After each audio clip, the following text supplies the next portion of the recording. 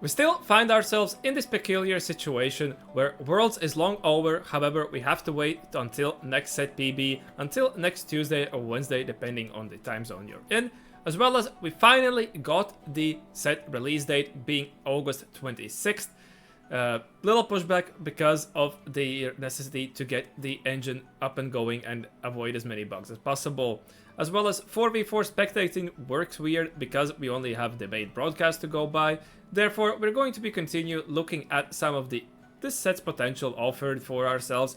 And one of the augments that recently just got buffed. We're jumping in game with Riri on the Japanese server, hoping to immediately hold on to the Pantheon pair right there. Still a valuable tank to be considering playing around early on, but we happened to feel the meeples. We saw that Gnar, we had a bow which could translate into a Kraken, and did not have the pieces to play around that much and have the opportunity to make 10 gold. Now, this is something I sometimes defer away from on this component anvil encounter, specifically given that if you are in a spot to capitalize on these extra item anvils for your tempo, this is something you definitely want to be doing, giving you a chance to push levels. Also, one of the goals in this game is Riri that can make up the econ, so you can index even more on tempo augment on 2-1 coming up right now. It's going to be silver. If we wanted to play around these meeples, the carved path is a great augment to pick up. Gives you a DB for that Corki, gives you a sword with another we can play, then just play a Humgle game for a probably third or a fourth, maybe in a little bit of weaker lobby you can squeeze out a top 2. Also with the Shen buffs, it gives you a little bit of an econ possibilities also. For tempo purposes, a Silver Spoon would be quite fine. Patience is a virtue, is something that you could utilize if you had held on to these extra pairs. Roll on 2-1, stabilize your board, and then just rake in the free rerolls. It's still a decent econ option if you are vigilant when playing around it on the silver level. Instead, he's going to be passing and defaulting Carve the Path. Makes sense. While 80 is not the top tier meta, this can translate to many things. Well, Akali is, but I hope you're not playing Akali from this kind of a spot, right? And then risky moves. Augment that got significantly nerfed over the time, but is still great option if you are playing from a lost streak. However, you're going to be losing a little bit of value in this game since it's Riri, since it is component and will start. You all have the possibility of fixing your items. Poppy Hero Augment is one of the augments that just recently got buffed. Ideally, in these component anvils, this is how you're going to be playing your hero augments, because you want to be establishing early game tempo, securing that bis for these units as soon as possible, and trying to tempo around it. And well, it would ideally we have this Poppy too to be playing around. If I'm not mistaken, this should only give us a single star level Poppy. Yes, it does. And well, we have the Bastions to pair up with it, but there's a tricky situation, right? Our Slam is the Even Shroud right here, and now we would be chasing 4 IE and a mana generating item, and then just a last an AD item that whatever can be, and ideally tempoing.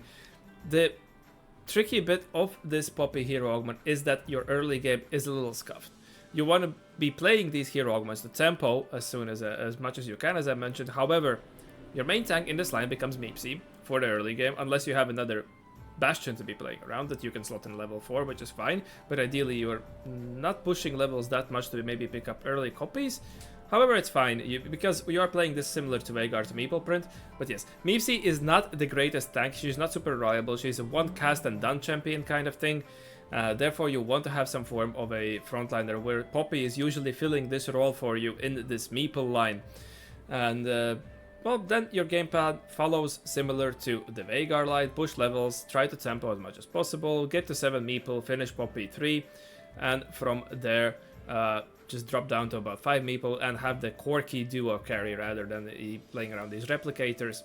This is the reason I like this line a little bit more personally than Veigar. Veigar is fine and maybe has the potential for a higher cap with Bard when you get Bard 2 online. However, getting to this Bard 2 is quite hard. We can see that there is another player playing around the Veigar 2 opener with a... Is that a Poppy 2 on their bench? But they have slammed that Rage Blade, so I would assume they might be looking to be playing into the LeBlanc from this. Our god selection right now, for tempo purposes, Belt is probably the best thing the Soraka can offer for you. However, since we are a little bit of a lost streak, we might consider taking an Econ just to try to spike. And probably by the end of the game, we do want to be aligning ourselves with the Ahri, just because the Blaze stats are quite nice. Yeah, and he's going to be reading that, trying to establish some sort of tempo, right? From these extra items is going to be worthwhile. It's a nice read, and if we end up on a Soraka, it's not the worst case either for ourselves, especially if we're sacking lives early on. This gives us a Warmogs, which is an extremely strong augment item as well to pick up. And we did not... Now the issue is that we probably want to be in Lost Streak spot and try to look for a stage 3 spike to be getting these items for the Poppy online. Might consider slight rolling just to fully stabilize our board, because if you're not going to be able to try the tempo stage 3, we are going to be in an extremely rough spot. And in case you find yourself in a situation like that, you might even consider digging quite deep for a Poppy 3 in case you haven't upgraded anything else on your board and you roll down, you're quite close to Poppy 3. That's a niche read you have to sometimes make. Still, we are trying to probably now fully lost. We're scouting the lobby around to see that no one seems to be sacking that much, and we should be fine. However, we have, I mean, we don't have upgrades, but our frontline is solid. However, we queue here into this player here with a 2.5 item Mordekaiser 2, Teemo 2. They should not have any problems taking us down. We do not have sufficient amounts of damage on our board. We are going to clean up 2 Leonas just to save lives, and that's going to be all issue roll for ourselves. Haven't natural our Poppy 2, which is a little unlucky, so I'm interested to see how we're going to be bouncing back from this spot. I would consider definitely trying to slide roll heal maybe on... Well, the question is, do we roll on level 4, or we are more happy on level 5 odds because we want to be securing maybe this Jax 2 as well, or any form of a tank unit to actually hold down the line for ourselves. Going to be rolling here on level 4, picking up that Poppy 2. Yeah, just roll for this Poppy 2 and then immediately leveled. Find that IE, which is very nice for ourselves. Then the last item can be a DB, can be a Giant Slayer.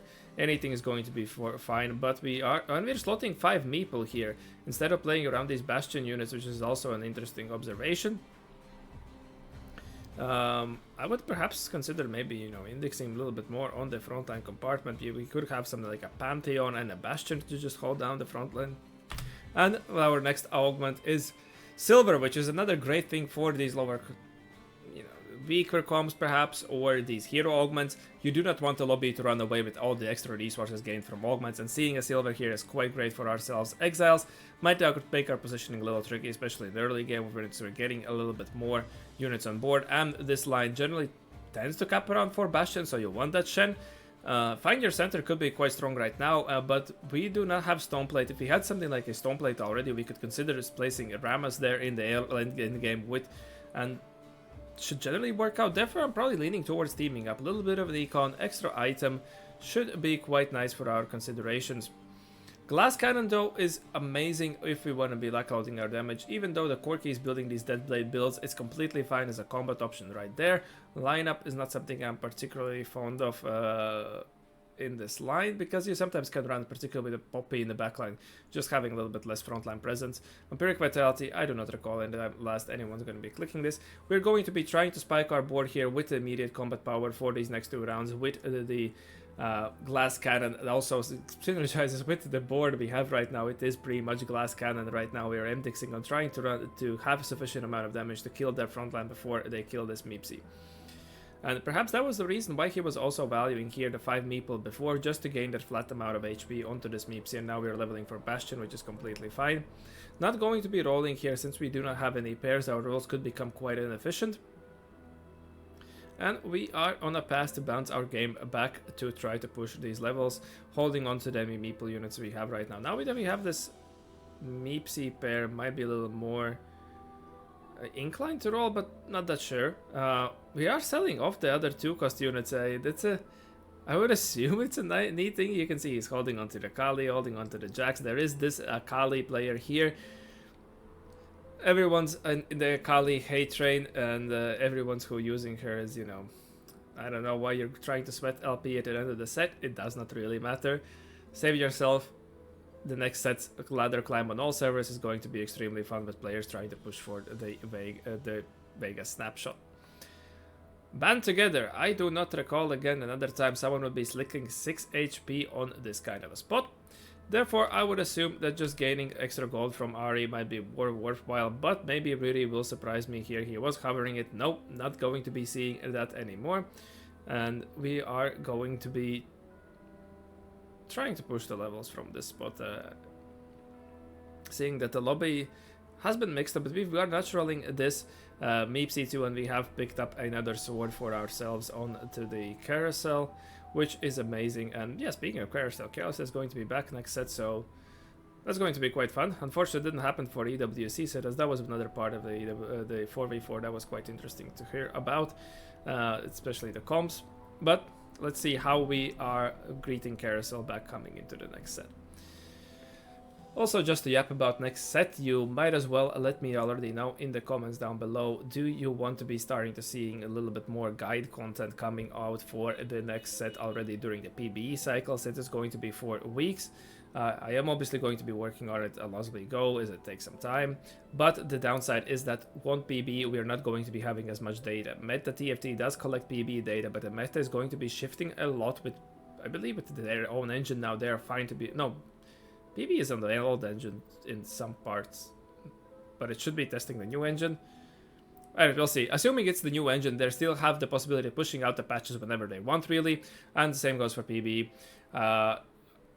In general, however, the data sample is going to be too low, right?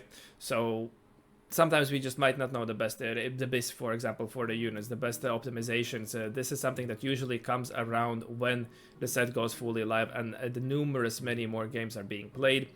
That is something that you have to keep in mind for that case, and I'm fine with delaying the guides all the way back to the set launch.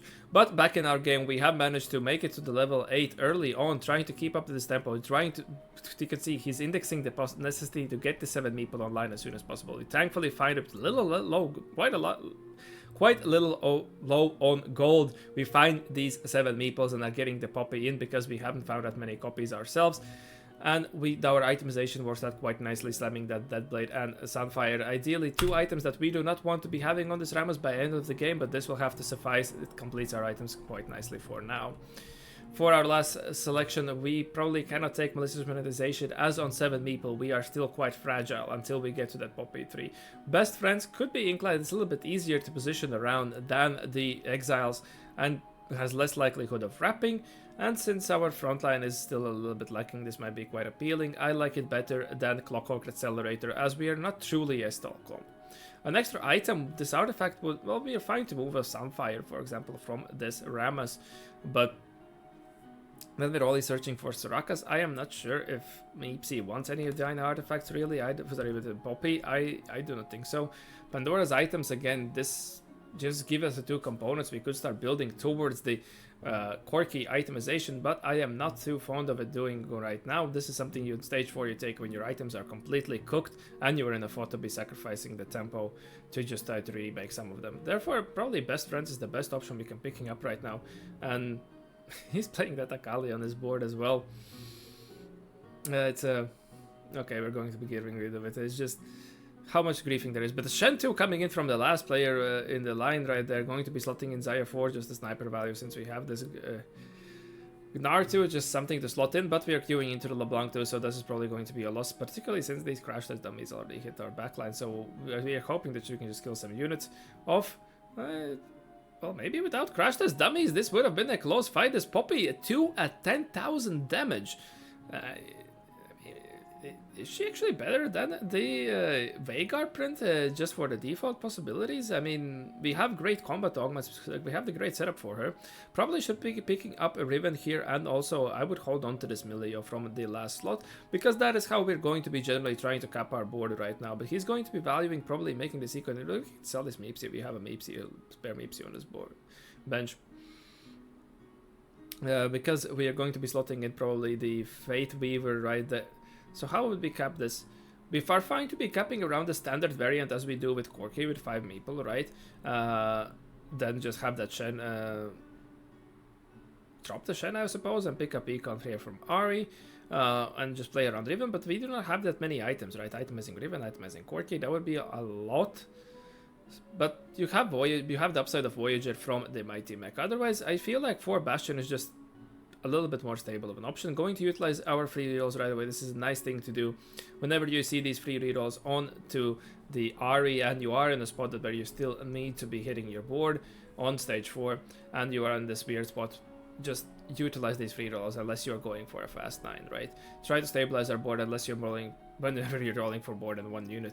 Definitely want to be saving up lives, as that is how you're going to be establishing good tempo onto the stage 4. And we are cleaning up another fight. I mean, Veigar struggles generally at this point of the game at 2-star to just kill anything, but this Poppy is putting in work, and we are 1 off Poppy 3. We are in a very comfortable position. Have picked up already 3 rounds in stage 4, which is generally the fragile point whenever you're playing around these 7 meeple. Obviously, the last fight was truly enabled by this Rammus 2, and we have picked up a Jhin, but we're... I mean, maybe we value the extra... We do not have... no, we have a... So maybe value the extra item, armor reduction, sorry, from this Jhin, rather than having just a Faith Weaver for this Corki that is 1 and itemized, or Riven. Riven could give us, but we can't even have 2 Timebreaker for Riven, right? So, yeah, just having a flex unit here that has some aura is going to be worthwhile. Looking to probably try to complete some items for this Corki. Are we fine taking? I mean, it's a BT, but this is going to probably suffice. Can they improve our... I would be looking... Oh, I mean, even Shroud, it's not that bad, but we do not have a Reforger for it, but we definitely want to be making the Stone Plate. So yeah, now this is going to make us ourselves I'm gonna make ourselves the Last Whisper. That was what I was thinking. I mean, it's not ideal, but it's not the worst. The item is an item at the end of the game. And this is going to be fine to help us establish the tempo and hopefully be able to push it to level 9, which is where this comp is going to truly stack. Close fight against a LeBlanc that we are going to be picking up a win. This Poppy is truly putting in work, 26,000 damage in these little bit dragged out fights, but definitely a strong unit that I am definitely myself looking forward to be trying out if I find a spot in these last few days of the set. Still have to play my DK games, but this thing being 4 weeks, can I be asked playing DK games? Now into just against the Space Groove line. The lobby is quite, again, the last augment being gold is what truly enables ourselves to be very strong compared to other comps. The highest caps are not being reached. However, this player is close on Ornn 3. Ornn 3 is still an absolute menace to be playing against. And it seems that the Fast 9 player died there in going out on 8 despite hitting the Shen 2. So we are in a good spot to maybe be closing out this game even on a win out. Something you perhaps do not see it as much, but here is the truth, as the Akali does not have the 3rd best item onto the Jax, but let's see, otherwise the Akali itemization is quite great. We are chugging it at that Jax, and we have managed to take it down, and this Poppy is going to do 1 more ult to take down the Akali. The villain has been slaughtered by the Yordle, and we are going to be looking to continue improving our itemization on the Corki. Find that dead plate, aggressive level right there. Holding on to this... Will we find the Shen now? So, will we go for 4 Bastion now? Yes, we do.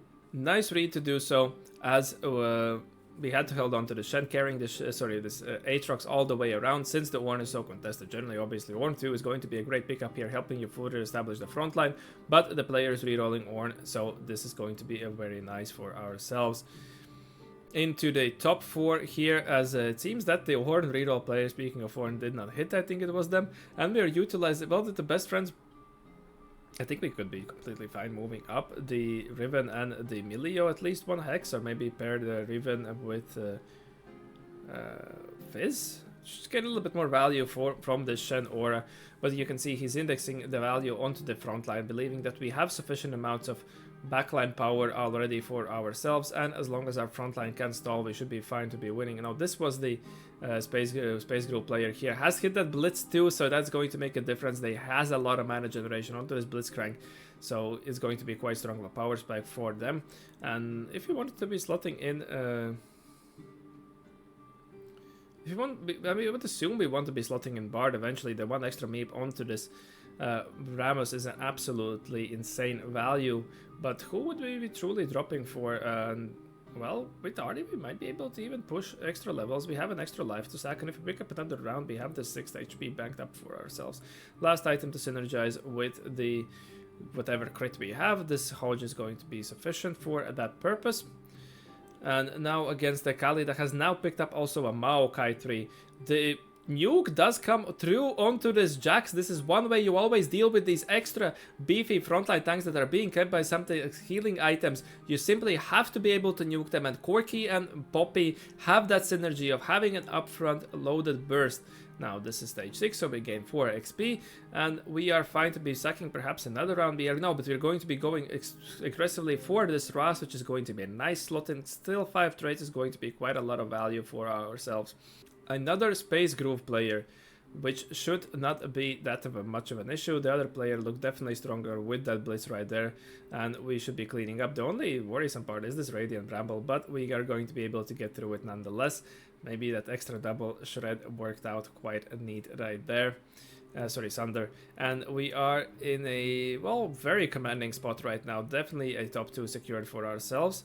Would we be dropping this Rast perhaps for a Bard? Unless I've missed that we have skipped a Bard.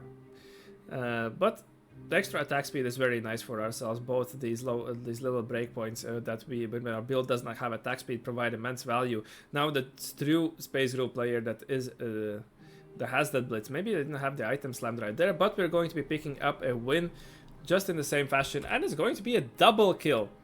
Quite neatly strung together game here by Riri, displaying that even despite not having the strongest opener, exactly how you should be approaching bouncing back with these type of comps. This is the general purpose of sometimes slight rolling on stage 3 just to secure some form of a tempo, is a concept that carries over to other comps as well. Then going for that aggressive level 8 roll to find that 7 meeple, displaying the strong power of actually this Poppy too, to be able to push a lot of damage in this lower augment capped lobby. And then spiking ourselves with extra free rerolls that should enable us to greed our goal, to push this level 9, push this level 10, reach the max power spike from Ari, and have the enough concentrated damage to deal with some of these super tanks in game. I would like to thank you for watching. I hope that you learned something new, and I wish to see you in the next one. Have a good one.